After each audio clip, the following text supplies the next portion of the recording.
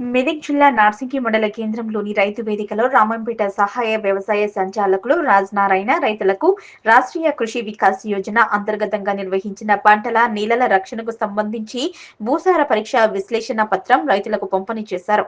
ఈ సందర్భంగా రాజనారాయణ మాట్లాడుతూ సాయిల్ హెల్త్ కార్డు ద్వారా నీళ్లలో ఉన్న పోషకాల స్థితి, సాగు చేసి పంటలకు అవసరమయ్యే ఎరువుల పరిమాణాన్ని రైతులు సక్రమంగా తెలుసుకోవచ్చన్నారు. రైతులు సాయిల్ హెల్త్ కార్డు సూచనల ప్రకారం ఎరువులను వాడటం వల్ల భూసారం పెంచుకోవడం ద్వారా పెట్టుబడి తగ్గించుకుని దిగుబడి పెంచుకోవచ్చన్నారు. చౌడుగల భూములకు ఎకరానికి 200 కిలోల జిప్సం వాడితే చౌడు తగ్గి నేల ఉత్పాదకత పెరుగుతుందన్నారు. అనంతరం జిల్లా ఉద్యానవన అధికారి ప్రతాప్ సింగ్ ఆయిల్ ఫామ్ సాగు, ఆయిల్ ఫామ్ పంటలపై లభ్యమయ్యే సబ్సిడీల వివరాలను తెలియజేశారు. ఆయిల్ ఫామ్ సాగు ద్వారా రైతులు అధిక ఆదాయాన్ని పొందవచ్చునని, ఆయిల్ ఫామ్ మొక్కలు, డ్రిప్ పరికరాలపై అందే సబ్సిడీలను రైతులు సద్వినియోగం చేసుకోవాలన్నారు. ఈ కార్యక్రమంలో మండల వ్యవసాయ అధికారి భరత్ కుమార్, నార్సింగి క్లస్టర్ వ్యవసాయ విస్తరణ అధికారిని విజృంభణ, Manjira farmer production company chairman Narasimha Reddy, జిల్లా కిసాన్ సంఘ్ ఉపాధ్యక్షులు లింగారెడ్డి తదితరులు పాల్గొన్నారు. బ్లడ్ టెస్ట్ రిపోర్ట్ బట్టి ఇప్పుడు షుగర్ ఎక్కువ ఉంది అంటే మనం షుగర్ ట్యాబ్లెట్ రాసినట్టు, అదేవిధంగా ఈ భూసార పరీక్ష ఫలితాల్లో మనం మేజర్గా తెలుసుకోవాల్సిన అంశాలు ఏంటంటే మన భూమిలో అసలు నత్రజని ఎంత ఉంది, భాస్వరం ఎంత ఉంది, పొటాషియం ఎంత ఉంది.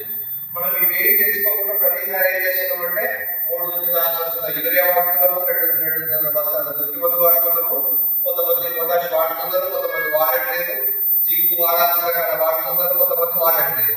మనం ఎప్పుడు గుర్తిస్తున్నాం అంటే ఆ రోగం బాగా ముదిరిపోయి పంట ఎదగలేనప్పుడు మాత్రమే గుర్తించి అప్పుడు పోతున్నాం. అంటే మనము మొక్క లేత దశలో చేయాల్సిన పనిని మొత్తం ముదిరిపోయినాక, అంటే నాటేసినాక 40 రోజులకు, లేకపోతే నాటేసినాక 2 రోజులకు మనం అప్పుడు ప్రయత్నం చేస్తున్నాం. అంటే ఒకసారి ముదిరిపోయింది అంటే ఎట్లాంటి లాభాలు లేవు. కాబట్టి మనం ఏంటంటే తప్పనిసరిగా నేల పరీక్ష చేయించుకోవాలి. నేల పరీక్షకు సింపుల్ గా పెద్ద రాకెట్ సైన్స్ కూడా కాదు. మన పొలంలో ఉన్న ఒక 10-15 ప్లేసులకి మనకు ఎట్లాంటి నీడ లేకుండా, రాళ్ళు రప్పలు లేకుండా, చెత్త చెదారం లేకుండా ఒక 10-15 ప్లేసుల నుంచి మొదటి 20 నుంచి 30 సెంటీమీటర్ల లోతులో మట్టిని తీసుకొని అన్నింటినీ చిన్న చిన్న కుప్పలుగా వేసుకొని ఒక అద్దెకి వచ్చే వరకు మనం మట్టిని తీసుకొని వచ్చేసి మనకు వ్యవసాయ విస్తృతాధికారి కానీ లేదంటే మన స్కీమ్ ఉన్నప్పుడు మన దగ్గరలో వెనకుంది, అదేవిధంగా సలహా ఉంది, ఆ ల్యాబ్ లో ఇచ్చినా కూడా మనకు ఈ మట్టి పరీక్ష అనేది చేయడం జరుగుతుంది. దీనికి ఏం తెలుస్తుందంటే నత్రజని ఎక్కువ ఉందా, అంటే ఇప్పుడు మనం బ్లడ్ షుగర్ కదా తినక ముందు 100 లోపు ఉండాలంటాం. బ్లడ్ షుగర్ ఒకవేళ 110 ఉందంటే ఏంటంటే అర్థం షుగర్ ఉందని.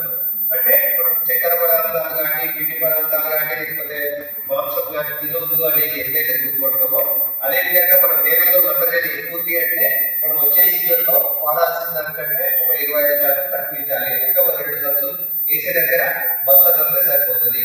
మీరు అనొచ్చు, సార్ నా బస్తా నత్రజని సరిపోతుందని. నేను చేసిన మండలంలో నేను మొన్న వచ్చే వరకు అక్కడ ఉన్న మండలంలో దాదాపు 30 ఎకరాల వరకు నీళ్ళు అనేది కట్టించడం జరిగింది. అయితే మన దగ్గర ఉన్న రైతులకి ఆయిల్ పామ్ సాగు గురించి కొంత నేను చెప్పాలనుకుంటున్నా.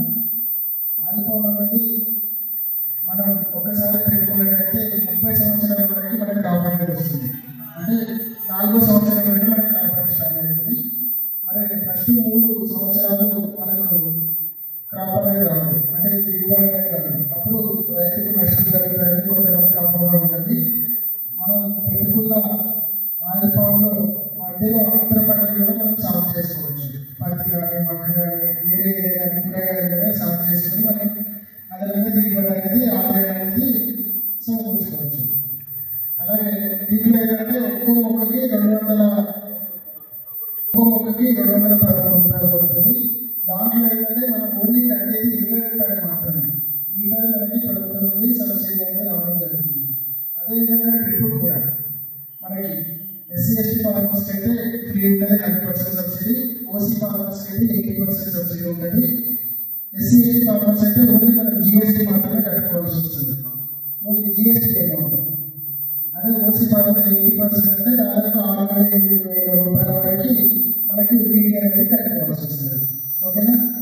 ఓన్లీ మనం పెట్టిన సంవత్సరంలోనే మనకి పెట్టుబడి అనేది ఎక్కువ ఉంటుంది.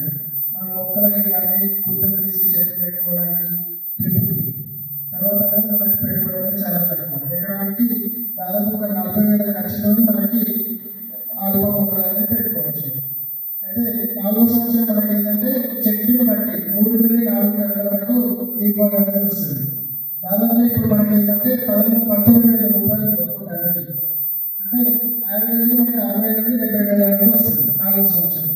తర్వాత సంవత్సరం 5వ సంవత్సరం నుండి ప్రతి సంవత్సరం మనకు 2 టన్నులు అనేది దిగుబడి పెరుగుతూ ఉంటాయి. చెట్లు పెరుగుతూ ఉంటే దిగుబడి అనేది పెరుగుతూ ఉంటుంది.